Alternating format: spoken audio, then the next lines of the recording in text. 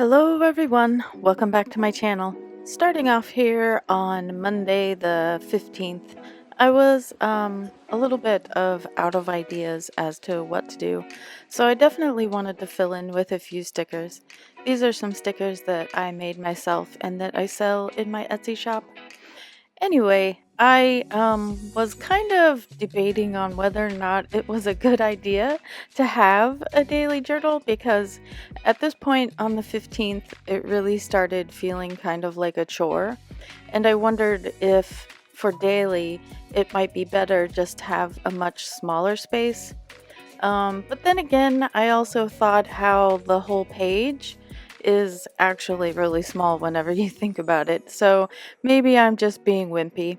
But I had been thinking about how if you didn't have a dated journal, then you could just journal on whatever days that you have the wherewithal to do it, and it's not like a daily activity. On the other hand, though, I do understand the benefits of forcing yourself to do a daily journal because it gets you writing and it gets some ideas rolling in your brain, and it kind of just gets the creativity going a little bit. On Tuesday, I was thinking about my dog. And I was having another, I guess you could say, deep thoughts moment. I was just thinking about how, like, when I look at my dog, she always looks super happy and, like, has a smiling face, which I know is a corgi thing that they kind of look like they're smiling, but she does overall seem very happy. And then I was feeling like a little envious of her to be like so happy and outgoing and full of energy every day because I'm always tired and I want to lie down and have a nap.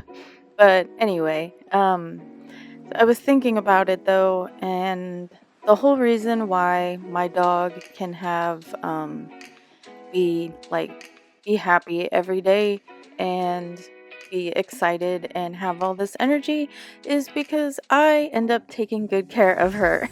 She would not feel that way if she didn't have somebody taking care of her. So, in a roundabout way, it makes you feel good to think about it because you're doing a good job with your pets if they are happy and full of energy. So first off, please pardon my head. I didn't realize that I accidentally got it in the shot here in the beginning. Then secondly, looking back now, this journal was kind of full of a bit of stress and worry over various things. So I did like a little illustration here with a bunch of thought bubbles that contain all of my worries. And those are things like not reaching goals, not accomplishing what I want, healthcare, my nephew, cancer, war, election, it goes on. I'm not sure if it actually helped to get it down on paper, maybe just a little bit, because the rest of the week was definitely easier, so I wasn't like down in the dumps and worried about stuff the whole week. The highlight of awful this week was me needing to go get a filling because I had a cavity, and yeah, that was definitely not a pleasant experience, but I'm fine now, and I can't even tell that I have a filling, so I guess that means my dentist did a really good job. Anyway, I mostly just illustrated this entry. I drew some little teethers doing a little dance up at the top, I guess. And then I wrote a little bit, and then I was not feeling terribly creative, so I kind of just filled it up with another giant tooth drawing down below what I wrote. So, after my own personal tooth apocalypse, I kind of just had a free-form day.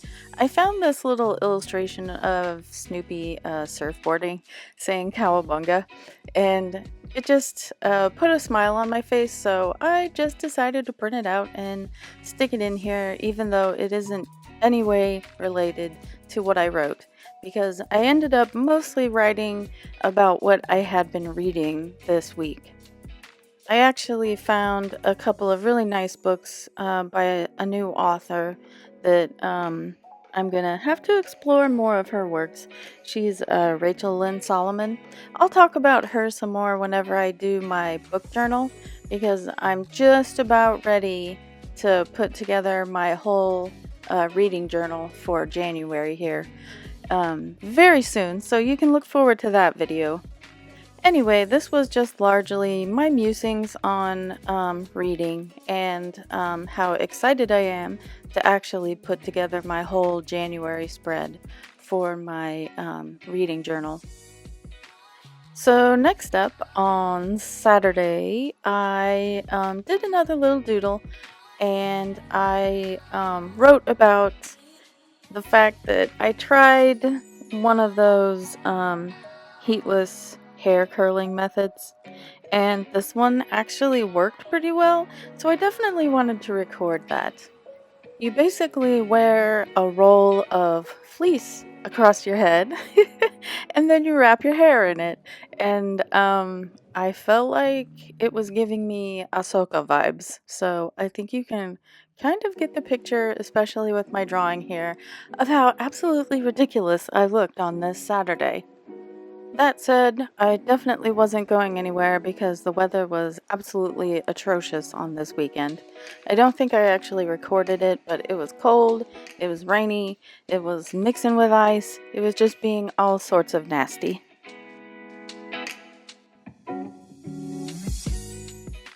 Sunday's journal was largely a cheat day. Basically, I wrote a little annotation for Saturday that said that technique worked on the hair, and then I got out my trusty pile of anime and manga stickers and started slapping them on the page. It's kind of fun to revisit these stickers because they're from mangas that I had read like probably a decade ago at this point, I'm thinking. Or very nearly. It was in the aughts, I think. Anyway, I did also think about, for some reason, now that I'm older, I don't really read manga as much anymore, and I definitely don't watch anime as much. And I don't know if it's just an age thing, if it's something that everyone goes through, but I'm thinking no, because I think that there's just no anime, and there's very few mangas that are for people who are out of college and older and just living their life, basically. I think the oldest heroes and heroines in the comics that I read were probably in their 20s and of working age, but once you start getting into like 30-year-olds and 40-year-olds and stuff, there's just really no content for people of that age group. I shouldn't say no content because there is a precious few, I should say, but still there's kind of a dearth out there. So I think perhaps if there were animes and mangas that dealt with the things that I had to deal with, I would definitely be more into it. And that also leads me to the idea that for any of my comicking friends out there, this is a niche. It's definitely a niche that needs filled. You don't know. You might be able to make it and just like pop a comic up there and have it be wildly successful. And that is pretty much it for this week's journaling video. If you like this content, please like it, leave a comment, and subscribe, and I will continue doing more. And I will see you next week for the next video. Have a great day. Bye-bye.